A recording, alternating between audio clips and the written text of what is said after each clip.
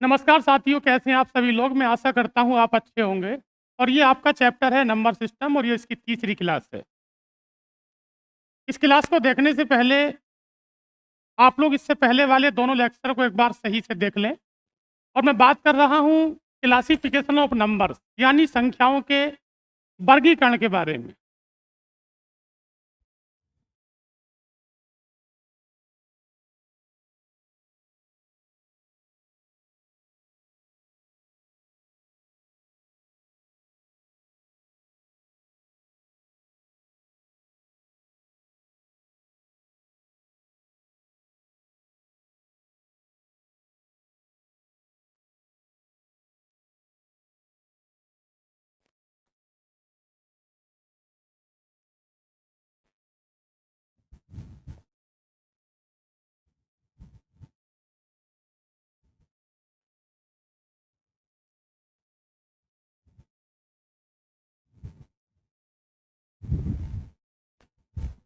देखिए, आपका पहला प्रश्न है और आपकी सीट का प्रश्न संख्या 21। आपका प्रश्न है कि सबसे छोटी भाज्य संख्या कौन सी है? तो सबसे छोटी जो भाज्य संख्या होती है, सबसे छोटा जो कंपोजिट नंबर होता है वो क्या होता है? 4 होता है। सबसे छोटी जो भाज्य संख्या होती है वो क्या होती है? 4 होती है। मैं आगे चलता हूँ। देखिए, आपको बताना है कि एक अंक वाली कितनी भाज्य संख्याएं, आपको बताना है एक अंक वाली कितनी भाज्य संख्याएं हैं। तो मैं इस बात को बताने से पहले मैं पहले ये बता दूं कि संख्याएं एक अंक वाली कितनी होती हैं और उनमें से कितनी संख्या भाज्य होती हैं और कितनी संख्या अभाज्य होती है। एक बात मुझे बताइए, मैं 1 से लेकर 99 तक की बात करता हूँ। अगर मैं 1 से लेकर 99 तक की बात करता हूँ, तो 1 से लेकर 99 तक हमारे पास कुल संख्या 99 हो जाती है। इसमें से एक अंक वाली संख्या 1 से कहाँ तक होती है? 9 तक। अगर मैं 1 से लेकर 99 तक बात करता हूँ, तो इसमें एक अंक वाली संख्याएँ भी हैं और इसमें 2 अंक वाली संख्याएँ भी हैं। एक अंक वाली संख्याएँ 1 से कहाँ तक होंगी? 9 तक। और 2 अंक वाली संख्या 10 से कहाँ तक होंगी? 99 तक। अब मैं टोटल संख्याओं की बात करता हूँ। आप मुझे बताओ 1 से 9 तक टोटल संख्या कितनी हो गई? 9। जब 99 संख्याओं में 9 संख्या यहाँ पर हो गई, तो इसका मतलब है कि 10 से 99 तक टोटल संख्या कितनी? 90। कितनी बात समझ में आती है? 1 से लेकर 99 तक इसमें जो 9 संख्या होंगी, जो 1 से 9 तक की संख्या होंगी, वो संख्या प्रत्येक एक अंक वाली संख्या।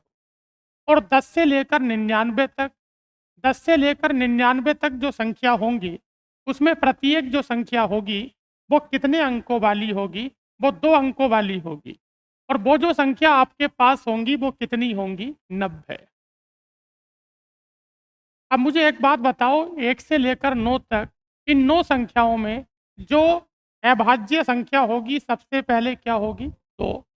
अभाज्य संख्या प्राइम नंबर को अलग करता हूँ, कंपोजिट नंबर भाज्य संख्याओं को अलग करता हूँ। तो बताओ एक संख्या क्या होगी? 2, 3 और 3 के बाद और 5 के बाद 7। ये कौन सी संख्या है? ये अभाज्य संख्या है। ये अभाज्य संख्या है, ये प्राइम नंबर है। 2, 3, 5, 7। आप मुझे बताओ ये संख्या हो कितनी गई? 4 हो गई। अच्छा बताओ, अब मैं भाज्य की बात करूंगा तो क्या होगी? 4।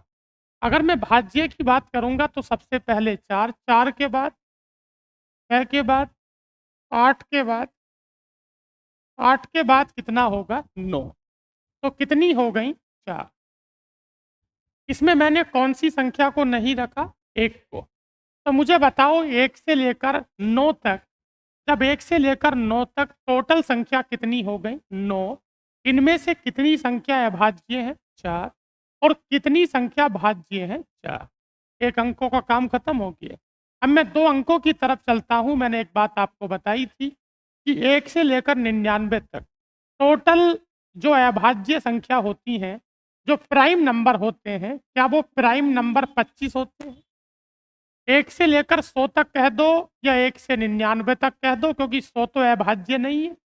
तो बताओ 1 से लेकर 99 तक टोटल जो अभाज्य संख्या होंगी, जो प्राइम नंबर होंगे, क्या वो टोटल जो होंगे यहाँ से यहाँ तक जो प्राइम नंबर होंगे, क्या वो 25 होंगे? बताओ 25 संख्याओं में पहले कितनी है? जब 25 संख्याओं में पहले 4 संख्या हैं, तो बताओ बाद में कितनी बची? 21। इसका मतलब है कि बाद में जो संख्या बची वो 21 बची। 21 और 4 कितनी हो गई? 25। इस लाइन से आगे मुझे बताओ टोटल संख्या है कितनी? 90। और 90 संख्याओं में कितनी संख्या अभाज्य है? अगर 90 में से 21 को घटाएंगे तो क्या बचेगा? 69। मैंने सभी संख्याओं का बंटवारा कर दिया। अब कोई व्यक्ति अगर आपसे ये पूछ रहा है कि एक अंक वाली कितनी संख्या अभाज्य है, तो आपका उत्तर क्या होना चाहिए? 4। और एक अंक वाली कितनी संख्या भाज्य है, तो उत्तर क्या होगा? 4। 2 अंकों वाली कितनी संख्या अभाज्य है? तो 21। और 2 अंकों वाली कितनी संख्या भाज्य है? तो 69। क्या आपको बात समझ में आई? निकालने का तरीका तो ये है, लेकिन फ्यूचर के हिसाब से अगर इस बात को याद रख लेंगे तो आपके लिए अच्छा होगा। अब मैं आपके प्रश्नों की तरफ चलता हूँ। बताओ एक अंक वाली कितनी भाज्य संख्याएं? एक अंक वाली कितनी भाज्य संख्याएं हैं? 4। 2 अंकों से बनी कितनी भाज्य संख्याएं हैं? 69 अभी बताया था। बताओ 2 अंक वाली कितनी भाज्य संख्याएं हैं? 69। सबसे छोटी अभाज्य संख्या कौन सी? सबसे छोटी अभाज्य संख्या कौन सी है? तो आप मुझे बताइए, एक अंक वाली कुल कितनी अभाज्य संख्या है? एक अंक वाली कुल कितनी अभाज्य संख्या है? कौन कौन सी? अगर मैं पूछूं कि एक अंक वाली कुल कितनी अभाज्य संख्या है, तो लेकिन वो कौन कौन सी हैं? सबसे पहले 2, 3, 5 और 7। बात समझ में आती है? ठीक है। अच्छा, 2 अंकों से बनी कुल कितनी अभाज्य संख्या है? अभी तो बताया था। 2 अंकों वाली कितनी अभाज्य संख्या है? 21। अच्छा बताओ 1 और 50 के बीच, 1 और 50 के बीच कुल कितनी अभाज्य संख्या है? 15। इसका कोई तरीका नहीं है, भूल जाते हैं तो लिखकर याद करना पड़ेगा। लेकिन मैंने क्यों लिख दिया इन प्रश्नों में? क्योंकि ये प्रश्न बहुत ज़्यादा पूछे जाते हैं। बताओ 1 से कहाँ तक? 1 से 50 तक। मुझे बताइए 1 से 50 तक कितनी अभाज्य संख्या है? 15। सम अभाज्य संख्याओं की संख्या, एकमात्र प्राइम नंबर जो कि इवन है, एकमात्र अभाज्य संख्या जो कि सम है, वो क्या होगी? सुनिएगा हम की बात। अगर वो ये पूछ रहा है कि वो कौन सी है, अगर वो ये पूछ रहा है कि वो कौन सी है, तो उत्तर 2 होगा। और वो पूछ रहा है कि कितनी है, तो उत्तर 1 होगा। जो आपके पास जो सम अभाज्य संख्या है, एकमात्र सम अभाज्य संख्या क्या होती है? 2। तो है कौन सी? 2। लेकिन है कितनी? 1। निम्न में से कौन सी अभाज्य संख्या है? बताओ इनमें से कौन सी अभाज्य संख्या है? हम जानते हैं कि 39 3 से कट जाएगा।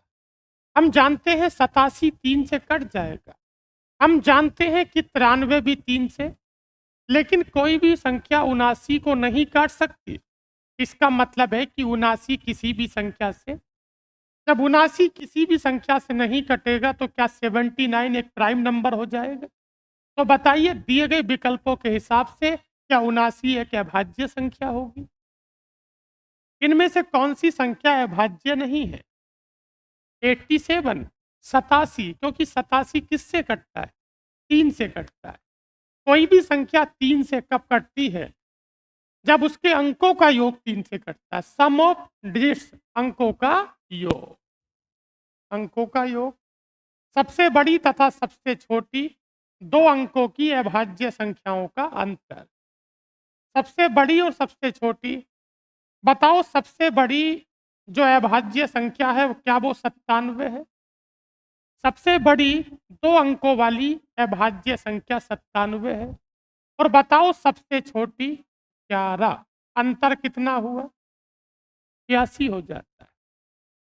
सबसे बड़ी अभाज्य संख्या और सबसे छोटी अभाज्य संख्या, इन दोनों में कितने का अंतर है? 86। 2 अंकों से बनी 2 अंकों से बनी एक अभाज्य संख्या के अंकों को आपस में बदलने पर संख्या के मान पर कोई प्रभाव नहीं पड़ता। ऐसी 2 अंकों वाली अभाज्य संख्या का वर्ग कितना होगा? बताओ ऐसी कौन सी अभाज्य संख्या है? ऐसी कौन सी अभाज्य संख्या है जिसके अंकों को पलट दे तो उसके मान पर कोई प्रभाव? हम जानते हैं 11 का उल्टा भी क्या होता है? 11 का उल्टा भी 11 होता है। ऐसे नंबर को हैप्पी नंबर बोलते हैं। इधर से पढ़ने पर भी वही और उधर से पढ़ने पर भी वही। 11 121, 12 321, ऐसे नंबर को हैप्पी नंबर कहा जाता है। तो कहने का मतलब 11 का उल्टा भी क्या होगा? 11। कह रहे हैं इसका वर्ग कर दो, तो बताओ 11 का वर्ग क्या होगा? 121। 11 का जो वर्ग होगा वो आपके पास कितना होगा? 121 होगा। 11 का वर्ग 121। यदि p सभी अभाज्य संख्याओं के योगफल को बताता है और q सभी अभाज्य संख्याओं के योगफल को बताता है। अच्छा बताओ p किसे बताता है? p बताता है अभाज्य संख्याओं के योगफल को। सबसे छोटी अभाज्य संख्या 2 के बाद, 3 के बाद, 5 के बाद, 7 के बाद, ये चलता रहेगा। इसने कहा है जो p है वो सभी प्राइम नंबर का एडिशन है, सभी अभाज्य संख्याओं का योगफल है। लेकिन जो q है, बताओ q किसका योगफल है? विषम अभाज्य संख्या, अर्थात मैं सम नहीं लूंगा, अभाज्य लूंगा, विषम लूंगा, लेकिन मैं सम नहीं लूंगा। तो मैं शुरुआत किससे करूंगा? 3, 3 के बाद 5, 7 और 11। जब दोनों का अंतर करेंगे, अंतर अंतर अंतर, तो 3 से क्या कटा? ये सब कट जाएगा, तो केवल क्या बचेगा? ये तो बात रही बेसिक से, लेकिन व्यावहारिक बात क्या है? तब अभाज्य संख्याओं में से हम विषम घटाएंगे तो कौन सी बचेंगी? सम बचेंगी। अरे 2 क्या है? सम क्या? सम अभाज्य संख्या। कौन सी अभाज्य संख्या? सम अभाज्य। तो बताओ p माइनस क्यू का मान क्या होगा? 2। आंसर में 2 है तो ठीक है, क्योंकि हमने देखा था कि सभी में से जब विषम को घटाया था तो सम बचा था, सम अभाज्य संख्या बची थी। और एकमात्र सम अभाज्य संख्या क्या होती है? 2 होती है। p एक अभाज्य संख्या है जहां p का मान 5 से बड़ा या 5 के बराबर है। तो आपको बताना है कि p² माइनस 1 किस किस से विभाजित होगा? p ग्रेटर देन और इक्वल 5। p का जो मान है वो किससे बड़ा और किसके बराबर है? p का जो मान है वो 5 से बड़ा है और 5 के बराबर। p ग्रेटर देन और इक्वल 5 और p is a prime number, यानी p एक अभाज्य संख्या है। तो मैं सबसे पहले p का मान क्या लगाऊंगा? 5। उसके बाद p का मान क्या लगाऊंगा? 7। अरे 5 से बड़ी अभाज्य संख्या। और बताओ 7 से बड़ी? मैं ऐसे करके मान लगाऊंगा। बताओ p का मान 5, p का मान 7, p का मान 11। p के मान वह होंगे जो 5 के बराबर होंगे और 5 से बड़े होंगे, और वो अपने आप में एक अभाज्य संख्या होगी। ये मान मुझे किस में लगाने हैं? p² minus 1। p² minus 1। मैं p की जगह 5 लगाता हूं। बताओ 5 का वर्ग? 5 का वर्ग 25 में से 1 गया तो 5 का वर्ग 25 और 25 में से 1 गया तो 24। बताओ 7 सत्ते 49 में से 1 गया तो 48 और 11 ग्यारहम 121 में से 1 गया तो ये मेरे पास जो मान मिलते हैं। अब मुझे देखना है कि 24, 48 और 120 ये किस संख्या से कटते हैं। अभी मैं ऑप्शन की तरफ नहीं जाऊंगा, वो अच्छा नहीं होगा। अभी मैंने मानों को निकाला, तो बताओ सबसे पहले क्या मिला, उसके बाद बताओ 24, 48 और 120 इन संख्याओं को काटने वाली संख्या 24। अरे भाई मान 24 भी मिला, 48 भी मिला और 120 भी मिला, तो इन संख्याओं को काटने वाली सबसे बड़ी और सबसे जो बेहतरीन संख्या होगी वो क्या होगी, 24। लेकिन मेरे सवाल का उत्तर वो होगा जो विकल्प में होगा और जो किसे काटता है, 24 को काटता है। आप मुझे बताओ कौन से विकल्प की संख्याएं 24 को काटती हैं। एक तो विकल्प में 3 है, 3 भी काटता है और और और सभी काटते हैं। तो मेरे सवाल का उत्तर 3, 4, 6 और 12। बताओ कौन सा ऑप्शन होगा, ऑप्शन बी, क्योंकि 24 जो कटता है वो 3 से कटता है, वो 4 से कटता है, वो 6 से कटता है, वो 12 से कटता है। क्या आप मेरी बातों को समझ पाते हैं? अगला प्रश्न, संख्या 4 और 16 के बीच में आने वाली सभी अभाज्य संख्याओं के योगफल को 4 से भाग देने पर प्राप्त भागफल किस संख्या का वर्ग होगा। प्राप्त भागफल किसका वर्ग होगा, एक बात मुझे बताइए। 4 और 16 के बीच में अभाज्य संख्या, बताओ 4 और 16 के बीच में कौन सी संख्या लेनी है। जी, 4 और 16 के बीच में सभी संख्या लेनी है कि अभाज्य लेनी है। 4 के बाद में अभाज्य संख्या, 5 के बाद में, 7 के बाद में, 11 के बाद में। उसने कहा सभी को जोड़ दो, तो 5, 7, 11 और 13 सभी को ऐड करता हूं तो कितना हुआ, ये 36 हो जाता है। उसने कहा 36 को 4 से डिवाइड करो और डिवाइड करने के बाद कोसेंट यानी के भागफल, कोसेंट यानी के भागफल बताओ कितनी बार जाता है, 9। रिमाइंडर नहीं बचा, ये पूरा पूरा कट जाता है। तो 4 नम 36 मेरा कोसेंट, मेरा भागफल 9 है। कहा जाता है कि 9 किसका वर्ग है, तो किसका वर्ग है, 3 का वर्ग। 9 जो है वो 3 का वर्ग,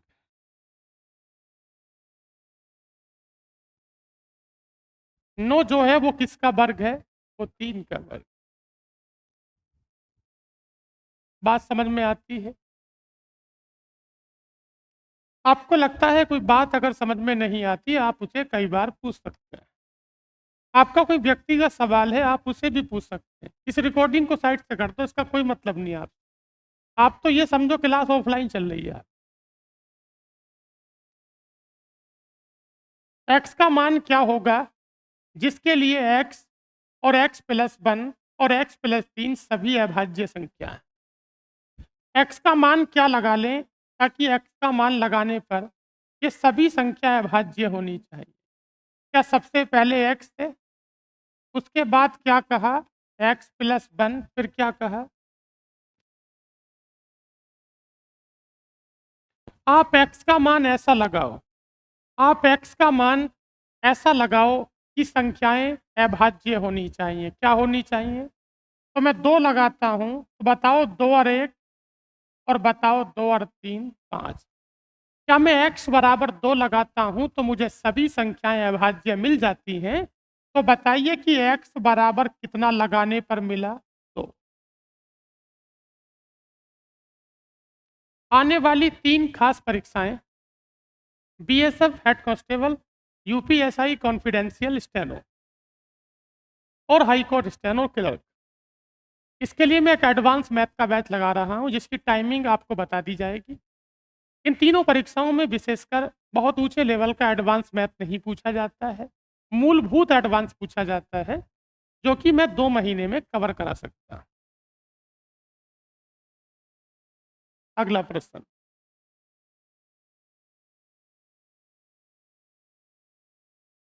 अगला प्रश्न है आपका, इनमें से कौन-सा ग्रुप सह-अभाज्य?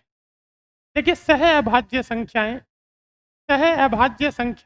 या को-प्राइम नंबर। सह-अभाज्य संख्याएँ या को-प्राइम नंबर वो होते हैं जिसमें आपस में कुछ भी कॉमन नहीं होता। जिनमें कॉमन कुछ नहीं होता, उसमें 1 माना जाता है, तो उत्तर क्या होगा? 10 और 11 में कुछ भी कॉमन नहीं है। अगर कुछ भी कॉमन नहीं है, तो इन्हें को-प्राइम कहते हैं, सह-अभाज्य कहते हैं। निम्नलिखित में से कौन-सा जोड़ा को-प्राइम का है? क्योंकि 18 और 35 में कुछ भी कॉमन नहीं है। 18 और 35 में कुछ भी कॉमन नहीं है। जिन जोड़ों में कुछ भी कॉमन नहीं होता, कॉमन 1 माना जाता है। बताइए, इनमें से कौन-सी संख्या परिमेय संख्या है? हम जानते हैं जो संख्या रूट में लिखी होती हैं, वो अपरिमेय होती है। तो बताओ रूट 2 क्या है? जो रूट 2 है वो क्या है? रूट 2 अपरिमेय हो गया, इर्रेशनल नंबर हो गया। रूट 3 भी उसी प्रकार का है। बता रहा हूँ। दशमलव के बाद ये चल रहा है कि आगे लाइन लगी पड़ी है और किसी खास अंक की पुनरावृत्ति नहीं है। ये जो आपका दशमलव है, ये non terminating non repeating decimal है, अनिश्चित अनावृत्ति दशमलव है। ऐसे दशमलव को अपरिमेय कहते हैं। क्या कहते हैं? ये आपका टर्मिनेटिंग डेसिमल है, दैट मीन ये फिक्स डेसिमल है, तो ये रेशनल नंबर हो जाता है। ये परिमेय संख्या हो जाती है, मतलब 0.9। इनमें से कौन सी संख्या परिमेय संख्या है? इनमें से कौन सी संख्या परिमेय संख्या है? आप आराम से पढ़ के बताएंगे साहब। मैंने आपको परिमेय और अपरिमेय की जानकारी 2-2, 3-3 बार बड़े विस्तार से दे दी थी। तो बताओ इनमें से कौन सा रेशनल नंबर? अंदर से आवाज नहीं आ रही। मैं बता देना चाहता हूं, क्या पाई परिमेय संख्या है? नहीं, पाई अपरिमेय संख्या है। ये रूट के अंदर लिखा 11, रूट के अंदर कोई भी संख्या ऐसी लिखी है जो आसानी से बाहर नहीं निकलती है, वो संख्या अपरिमेय होती है। क्या होती है? ये दशमलव के बाद चाहे कितने भी अंकों तक चला, लेकिन रुक गया। दशमलव के बाद ज्यादा अंकों को देखकर आप परेशान हो गए। आप इसे अपरिमेय की तरफ ले जाना चाहते हैं, लेकिन नहीं। दशमलव के बाद चाहे कितने भी अंक है, लेकिन वो रुक गया तो फिक्स हो गया। जब फिक्स हो गया तो शांत हो गया। और दुनिया में जितने शांत दशमलव होते हैं, वो सभी के सभी परिमेय होते हैं। क्या आपको बात समझ में आई? अगर मैं हल्का से ऐसे कर दूं, अगर मैं हल्का से ऐसे कर दूं, इसका मतलब आगे लाइन लगी हुई है। दशमलव के बाद लाइन लगती मुझे दिख रही थी, और लाइन वास्तव में लग रही। दशमलव के बाद रुकने का नाम नहीं ले रहा है। या दशमलव के बाद रुकने का नाम नहीं ले रहा है, तो यह अनिश्चित हो जाता है। क्या हो जाता है? और अनिश्चित के साथ ये अनावृत्ति हो जाता है। और जो अनिश्चित अनावृत्ति दशमलव होते हैं, वो अपरिमेय होते हैं। क्या होते हैं? अब ये अपरिमेय है, लेकिन अब ये परिमेय है। निम्नलिखित संख्याओं में कौन सी अपरिमेय संख्या है? बिल्कुल स्पष्ट लिखा है, पाई अपरिमेय संख्या है। पाई का जो वास्तविक मान होता है, वो अशांत अनावृत्ति होता है, non terminating non repeating decimal. निम्नलिखित में से अपरिमेय संख्या है। बताओ इनमें से कौन सी संख्या अपरिमेय संख्या है? क्या 9 अपरिमेय है? ये तो परिमेय है। 1/9। इन दोनों में लड़ाई चल रही है। इन दोनों को समझाना होगा कि इन दोनों में कौन सा रेशनल नंबर है और कौन सा इरेशनल नंबर है, मतलब अपरिमेय संख्या। ये लिखा है 0.9, क्योंकि अभी आपको किसी भी तरह के रूट की विशेष जानकारी नहीं है। ये 0.9 लिखा और ये 0.09 लिखा। बात क्लियर हो गई? ये संख्या दशमलव में लिखी है। मैं अलग अलग दृष्टिकोण से आपको समझाऊंगा। दशमलव के बाद अगर कोई भी संख्या रूट में लिखी है, अगर आप उसका रूट निकालना चाहते हैं, तो दशमलव के बाद अंकों की संख्या एक जोड़े के रेस्पेक्ट में होनी चाहिए। दशमलव के बाद अंकों की संख्या कम से कम 2 होनी चाहिए। क्या इसमें दशमलव के बाद अंकों की संख्या 2 है? ये दशमलव के लिहाज से संख्या उचित है।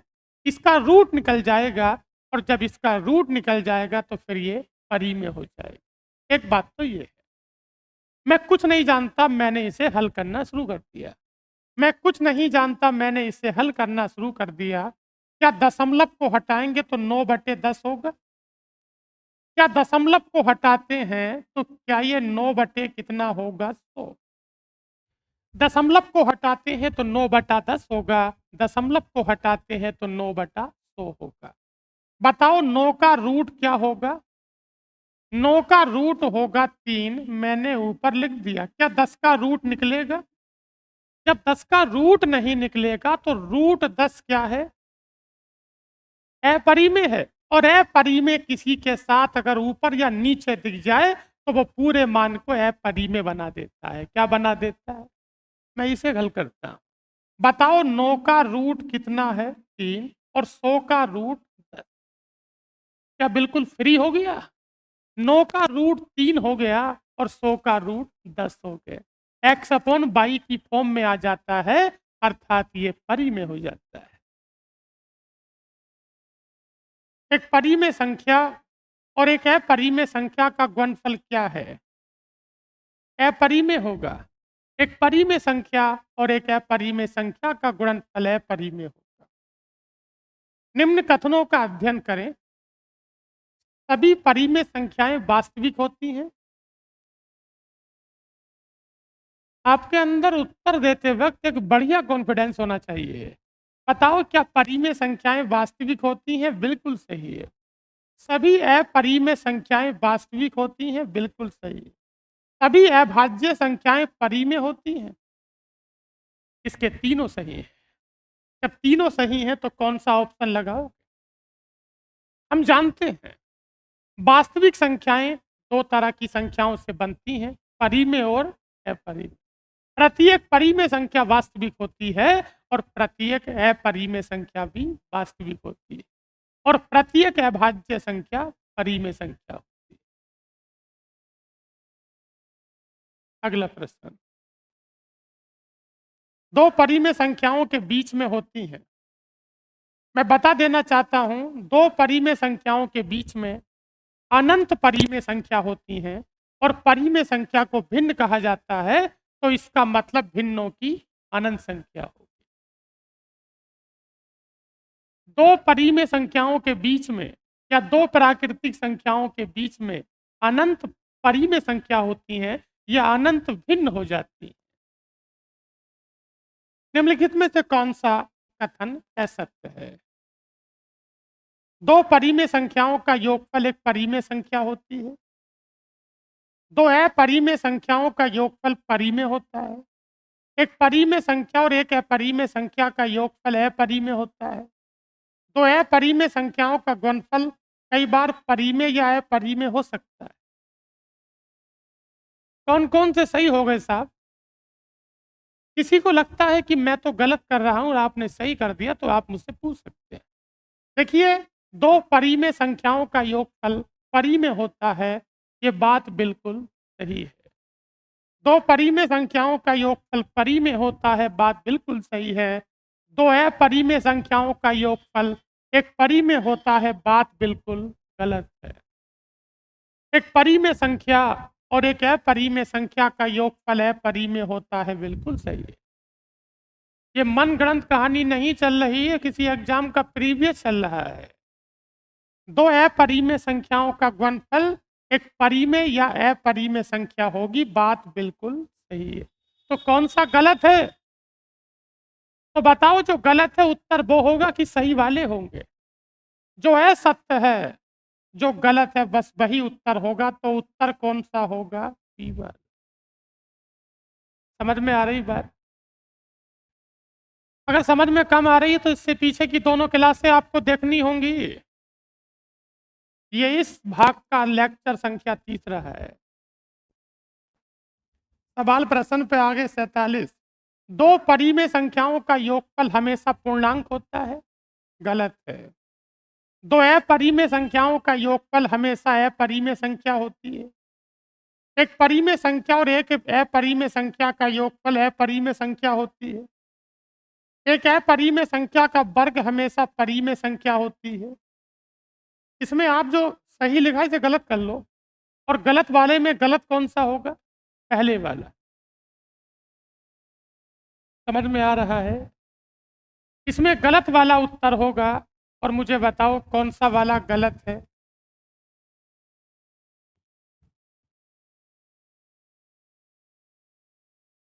यदि दो अपरिमेय संख्याओं को जोड़ा जाता है, घर जाके एक बार फिर से हल करिए।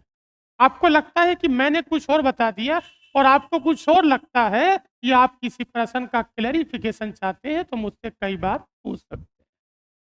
तो बताओ, यदि दो अपरिमेय संख्याओं का जोड़ करते हैं तो क्या प्राप्त होता है? दो अपरिमेय संख्याओं का जोड़ करते हैं, ये क्या बोल रहा था बताना एक बार। दो अपरिमेय संख्याओं को क्या कर रहे हैं? जब दो अपरिमेय संख्याओं को जोड़ेंगे तो योगफल हमेशा क्या होगा? जब अपरिमेय संख्याओं को जोड़ा जाता है तो योगफल हमेशा अपरिमेय होता है। संख्या 17 क्या क्या है? संख्या 17 क्या क्या है? संख्या 17 एक अभाज्य संख्या भी है, एक वास्तविक संख्या भी है, एक परिमेय संख्या भी है, और एक अपरिमेय तो नहीं है। तो कौन कौन सा होगा? पहला, दूसरा और तीसरा। पहला, दूसरा और तीसरा। निम्नलिखित कथन में कौन सा कथन सही नहीं है? निम्नलिखित कथन में कौन सा कथन सही नहीं है? प्रत्येक प्राकृतिक संख्या वास्तविक संख्या है। प्रत्येक वास्तविक संख्या परिमेय संख्या है। प्रत्येक पूर्णांक परिमेय संख्या है। प्रत्येक प्राकृतिक संख्या पूर्णांक है। आप पढ़कर बताइए। मैंने कहा था कि ये सवाल आपको घर से पढ़ के आने। बताइए कौन सा सही नहीं है? हैं? सी प्रत्येक पूर्णांक परिमेय संख्या है, मतलब ये गलत है आपकी नजरों में? क्या आपको समझ में नहीं आता है? क्या प्रत्येक वास्तविक संख्या परिमेय होती है, प्रत्येक परिमेय संख्या वास्तविक होती है? बताइए। प्रत्येक वास्तविक संख्या परिमेय होती है या प्रत्येक परिमेय संख्या वास्तविक होती है? ये तो उल्टा लिखा है ना। जब उल्टा लिखा है तो क्या हो गया? अरे उल्टा लिखा है तो क्या हो गया? गलत हो गया, और गलत वाला ही तो आपसे पूछा। अरे भाई, प्रत्येक प्राकृतिक संख्या वास्तविक है, क्योंकि प्रत्येक प्राकृतिक संख्या पहले परिमेय है और प्रत्येक परिमेय संख्या वास्तविक है। प्रत्येक वास्तविक संख्या परिमेय नहीं है, इसका उल्टा सही है। प्रत्येक परिमेय संख्या वास्तविक है। अच्छा, प्रत्येक पूर्णांक परिमेय संख्या है? अरे बिल्कुल। अच्छा बताओ, प्रत्येक प्राकृतिक संख्या पूर्णांक है? अरे भाई, ऐसे क्या गर्दन हिला रहे हैं, अंदर से आवाज नहीं आ रही है? अरे प्रत्येक प्राकृतिक संख्या पूर्णांक है। क्यों? क्योंकि जितने भी पॉजिटिव इंटीजर होते हैं वो सभी के सभी नेचुरल नंबर होते हैं, अर्थात धनात्मक पूर्णांकों को ही प्राकृतिक संख्या कहा जाता है। नहीं, प्रत्येक परिमेय संख्या पूर्णांक नहीं, लेकिन प्रत्येक पूर्णांक परिमेय संख्या है। और बताइए, निम्नलिखित में से कौन सा एक काल्पनिक संख्या है? काल्पनिक संख्या बेसिकली वो होती हैं जो रूट के अंदर माइनस में होती है। जो संख्या रूट के अंदर माइनस में होती हैं, ऐसी संख्याओं को इमेजिनरी नंबर या काल्पनिक संख्या कहा जाता है। निम्नलिखित में से कौन सी काल्पनिक संख्या है? अगर वो रूट के अंदर माइनस में नहीं है तो बाहर अगर होगी तो आई की फॉर्म में होगी, तो उत्तर क्या होगा? 2i। निम्नलिखित में से कौन सी काल्पनिक संख्या नहीं है? 22/7। 22/7 काल्पनिक नहीं है तो क्या है? मैंने जो पूछा, यू आर राइट। अगर 22/7 काल्पनिक नहीं है तो, और वास्तविक के साथ क्या है? परी में, उत्तर उस भाषा में दो जिस भाषा में मांगा जाए। निम्नलिखित में से कौन सी संख्या परिपूर्ण संख्या है? परिपूर्ण संख्या का मतलब परफेक्ट नंबर होता है। तो बताओ क्या संख्या है? 6। 6 के बाद 28 होगी, 28 के बाद 486 होगी। अब मैं थोड़ा सा इस पे छेड़ कर दूं, कल हल्की सी छेड़ कम रह गई थी। परफेक्ट नंबर, परिपूर्ण संख्या एक्चुअल में है क्या? ज्यादा छेड़ करनी अच्छी नहीं होती है, क्योंकि अभी उस मात्रा में परिपूर्ण नहीं पूछा जा रहा है और ये परिपूर्ण संख्याएं बड़ा फासला रखती हैं। अब मैं थोड़ा विस्तार से चलता हूं। देखिए, 2 की पावर p, समझेंगे, मैं आपके 3 मिनट लूंगा। 2 की पावर p -1, अगर 2 की पावर p -1, 2 की पावर p -1 एक अभाज्य संख्या है। कैसी संख्या है? मतलब परिपूर्ण संख्या पर सीधे पहुंचने का तरीका। परिपूर्ण संख्या पर सीधे कैसे पहुंचा जाए? अगर 2 की पावर p -1 p के मान लगाने पर अभाज्य आता है, तो 2 की पावर p -1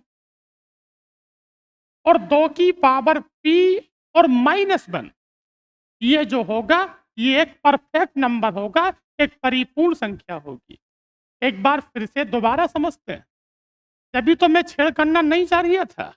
एक बात मुझे बताइए, 2 की पावर p -1 अभाज्य होगा p के जिस मान पर, उस मान पर ये पूरा मान कैसी संख्या बनेगी? परिपूर्ण संख्या बनेगी।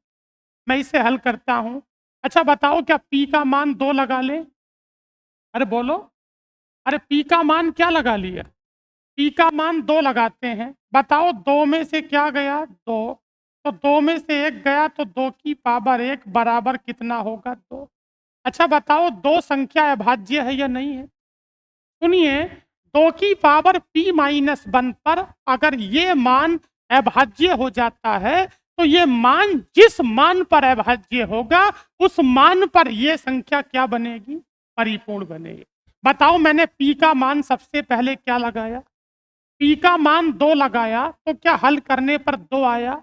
मुझे बताओ, क्या 2 प्राइम नंबर है कि नहीं है? अरे है। अगर ये प्राइम नंबर की पुष्टि हो गई, तो ये जो दोनों कोष्टक में लिखे हुए सम्मिलित मान हैं, अगर मैं यहां पर p का मान 2 लगा दूंगा, तो मुझे परिपूर्ण संख्या मिलेगी। कौन सी मिलेगी? वैसे मैं परिपूर्ण की परिभाषा बता चुका हूं। बताइए, परफेक्ट नंबर क्या होते हैं? परफेक्ट नंबर वो होते हैं, उस संख्या को परिपूर्ण संख्या कहते हैं जिसके उचित भाजकों का योगफल उस संख्या के बराबर होता है। एक बात तो वो हो गई। और एक बात फॉर्मूला बेस ये समझ लो। बताओ p का मान क्या लगाएंगे? तो 2 की पावर 2 -1 और 2 की पावर 2 और -1। आप मुझे बताओ कितना आ गया? 2 की पावर 2 4, इसे -1 के ऊपर लगाओ, घात में ये वाला हल्का सा फर्क यहां लगेगा ऊपर, और यहां कहां लगेगा? नीचे। बताओ, 2 की पावर 2 में से 1 गया, तो 2 की पावर 1 मतलब 2, और 2 दूनी, और 4 में से 1 गया, तो बताओ 3 दूनी 6। तो बताओ, दुनिया की सबसे पहली परिपूर्ण संख्या क्या होगी? 6। और हल्की सी पुष्टि करते हैं।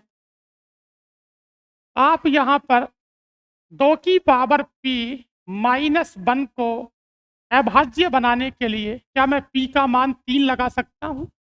मैं p का मान 3 लगाता हूं, लेकिन याद रहे, आप जो मान लगा रहे हैं, उस मान को लगाने के तदुपरांत ये मान एक अभाज्य होना चाहिए। मैं p का मान 3 लगाता हूं, 2 की पावर 3 -1 कितना होता है? 7। 2 की पावर 3 -1 कितना होगा? अरे 7 होगा। बताओ 7 अभाज्य है या नहीं है? अरे बोलो, अगर 7 अभाज्य है, तो 2 की पावर p -1 और 2 की पावर p और -1 कैसा नंबर होगा? परिपूर्ण होगा। बताओ p का मान क्या लगाते? 3 लगाते हैं। बताओ 2 की पावर 3 माइनस 1। क्या मैं सही कर रहा हूं? 2 की पावर 3 और माइनस 1। बताओ 3 में से 1 गया तो, और 2 की पावर 2 कितना होगा? 4, और 2 दूनी 4 दूनी 8 में से 1 गया 7, तो 7 चौक 28। इसलिए दुनिया का सबसे छोटा जो परिपूर्ण नंबर है वो 6 होता है, और 6 के बाद में 28 होता है, और उसके बाद में जो आता है वो 486 आता है। कितना आता है? ये वाला माइनस ऊपर है। कौन सा वाला?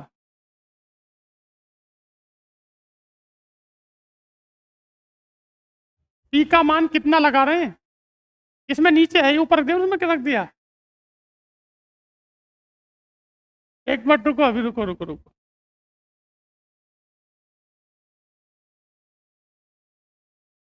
ऊपर नहीं होगा, गलती से लग गया वो, क्योंकि इत्तेफाक आंसर से मतलब नहीं, दो खुद में अभाज्य संख्या है। आंसर से मतलब नहीं, दो खुद में अभाज्य संख्या है। यहाँ जो -1 है उसे आप कहाँ रखोगे? रुक जाओ, गलती हो रही है। पुष्टि कैसे हो रही है इस बात की? अगर मैं ऊपर रख लूंगा तो ये 2 की पावर 2 हो गया, और 2 की पावर 2 क्या होता? 4 अभाज्य नहीं है। तो इसे जो रखो, -1 को कहाँ रखो? नीचे रखो। कहाँ रखो? पी का मान क्या लगाओगे? 2 लगा के देखो इसमें। जब पी का मान 2 लगाओगे, 2 की पावर 2 कितना हुआ? और 4 में से 1 गया। इत्तेफाक ऐसा हुआ, 2 भी अभाज्य थी और 3 भी अभाज्य थी। ये -1 कहाँ लगाओगे? नीचे की तरफ। वैसे मैं बता दूं, एकदम से मिलने वाली संख्या नहीं है, बहुत फासले वाली संख्या है। अगर आप दो संख्याओं को याद भी रख लो कि सबसे छोटी परिपूर्ण संख्या 6, और 6 के बाद इसी से काम चल जाएगा। बताओ इनमें से कौन सी संख्या परिपूर्ण नहीं है? बताई थी तीनों अभी। एक 6 है, और एक 28, और एक 496। क्या नहीं है? निम्नलिखित में से कौन सी संख्या रामानुजन संख्या है? निम्नलिखित में से कौन सी संख्या रामानुजन संख्या है? ये सवाल कभी भी एग्जाम में नहीं पूछा गया है, बस एक दो एग्जाम है जो रेयर केस में आपसे पूछा गया है। तो इसमें जो रामानुजन संख्या है, ये जो रामानुजन संख्या है, ये 1729 है। कौन सी है? अब 1729 रामानुजन क्यों है, इस बात को समझ लो। 1729 को, क्या आप श्रीनिवास रामानुजन को जानते हैं? जी, उन्हीं के जन्मदिन पर राष्ट्रीय गणित दिवस मनाया जाता है। बताइए 1729, हमारे पास एक संख्या 1729 है। इस 1729 को वो रामानुजन संख्या किस वजह से कह रहे हैं? बस मैं एक बात बता दूं, क्या इसके अंदर दो अलग अलग संख्याओं के घनों के योगफल शामिल हैं। देखिए, एक तो 1 का घन और 12 का घन। अच्छा बताओ, 1 का घन क्या होगा और 12 का घन? 1 का घन 1 होगा और 12 का घन, बताओ दोनों को जोड़ा तो क्या हुआ? 1729। और एक 9 का घन, किसका घन? 9 का घन, और किसका घन? 10 का घन। 9 का घन क्या होता और 10 का घन क्या होता? बताओ, क्या इसका जोड़ भी 1729 आता है? बस इसी वजह से यह संख्या थोड़ी सी विशेष है। 1729 के अंदर अलग अलग दो संख्याओं के घन शामिल होते हैं। पहले किसका घन? 1 का, और उसके बाद 9 का और 10 का। बस इसी विशेषता की वजह से 1729 को रामानुजन संख्या कहते हैं। कल अगर एग्जाम में सवाल आएगा तो क्या आप बता सकते हैं कि कौन सी संख्या रामानुजन संख्या होती है? दुनिया में एकमात्र रामानुजन संख्या 1729 है। निम्नलिखित में से कौन सा कथन सत्य है? निम्नलिखित में से कौन सा कथन सत्य है? बताओ, शून्य प्राकृतिक संख्या है? बताओ, क्या शून्य सम संख्या है? क्या शून्य अभाज्य संख्या है? क्या शून्य परिमेय संख्या है? अरे बताओ। अरे भाई, शून्य कैसी संख्या है? शून्य परिमेय संख्या है। निम्नलिखित में से सत्य कथन है? सभी प्राकृतिक संख्याएं पूर्ण वर्ग हैं? अरे भाई, क्या सभी प्राकृतिक संख्याएं पूर्ण वर्ग हैं? गलत है। अच्छा, सभी पूर्ण संख्याएं प्राकृतिक हैं? सभी पूर्ण संख्याएं प्राकृतिक हैं? हम जानते हैं कि 0 प्राकृतिक संख्या नहीं है। सभी प्राकृतिक संख्याएं पूर्णांक हैं और सभी पूर्णांक परिमेय संख्या हैं। तो कौन कौन सा लगाओगे? तीसरा और चौथा। जब तीसरे और चौथे को सही करोगे तो यहां से क्या हटा लोगे? पहले वाला हटा लो। अरे बोलो भाई, तीसरा और चौथा हो गया। तीसरा और चौथा। निम्नलिखित में से कौन सा कथन गलत है? क्या शून्य पूर्ण संख्या है? शून्य पूर्णांक है? शून्य अभाज्य संख्या है? क्या शून्य वास्तविक संख्या है? तो बताओ इनमें से कौन सा गलत है? क्या शून्य अभाज्य संख्या है? बताओ सबसे छोटी अभाज्य संख्या। आप मुझे बताइए कि एक अभाज्य क्यों नहीं है? एक अभाज्य क्यों नहीं है? क्योंकि एक का एक ही फैक्टर होता है। अभाज्य होने के लिए कम 2 फैक्टर और भाज्य होने के लिए 2 से ज्यादा फैक्टर। निम्नलिखित में से कौन सा कथन असत्य है? क्या प्राकृतिक संख्याएं अनंत होती हैं? सबसे बड़ी पूर्ण संख्या ज्ञात नहीं कर सकते? सही बात, नहीं कर सकते। सबसे बड़ी पूर्ण संख्या ज्ञात नहीं कर सकते। अच्छा बताओ, सबसे छोटा पूर्णांक ज्ञात? सबसे छोटा पूर्णांक ज्ञात नहीं कर सकते? अरे बोलो। सबसे छोटी अभाज्य संख्या ज्ञात नहीं कर सकते? ये गलत है, क्योंकि हम लोग सबसे छोटी अभाज्य संख्या ज्ञात कर सकते हैं और सबसे छोटी अभाज्य संख्या 2 होती है। तो ठीक है, आज के लिए इतना ही रखते हैं। धन्यवाद।